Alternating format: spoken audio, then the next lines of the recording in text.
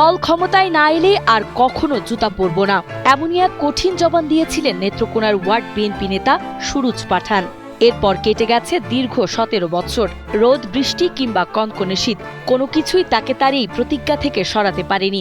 অবশেষে দীর্ঘ প্রতীক্ষার পর বিএনপি ক্ষমতায় আসায় 17 বছর পর জুতা পরলেন সুরুজ পাঠান।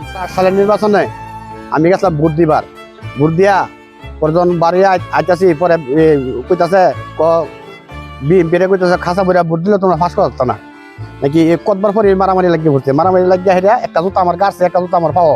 পরে সেই জুতা মিললাম এটা তুই ভরছিলাম, যেদিন থেকে মনে করুন এই বিএনপি দল ক্ষমতায় সেদিন থেকে জুতা পরাম নাকি। এই যে পরে আইলাম, এরপরে কত দিবসগুলো এক গেল, সব জুতা ছাড়া গেলাম ঢাকা।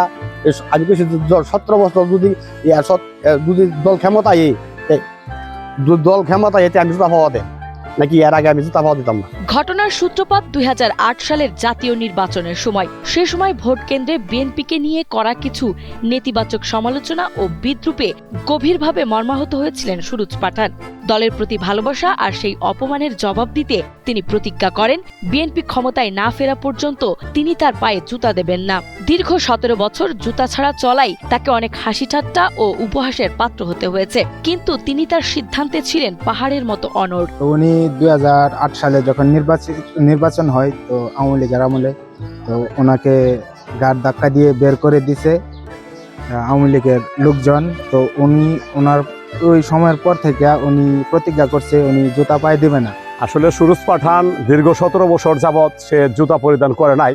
সে বলছিল যে বিএনপি ক্ষমতায় আসলে আমি জুতা পরিধান করব। ত্রয়োদশ জাতীয় সংসদ নির্বাচনে বিএনপির নিরঙ্কুশ বিজয়ের মাধ্যমে সুরুজ পাঠানের সেই দীর্ঘ অপেক্ষার অবসান ঘটে। তার এই ত্যাগের সম্মান জানাতে স্থানীয় উপজেলা বিএনপির সাধারণ সম্পাদক সাইদুর রহমান ভূঁইয়া দলীয় নেতাকর্মীদের সাথে নিয়ে সুরুজ পাঠানের কাছে ছুটে যান এবং তাকে নতুন জুতা পরিয়ে দেন। আমি উপজেলার নেতা থাকা অবস্থায় আপনি অনেকবার বহুবার বলেছি জুতা পরার জন্য।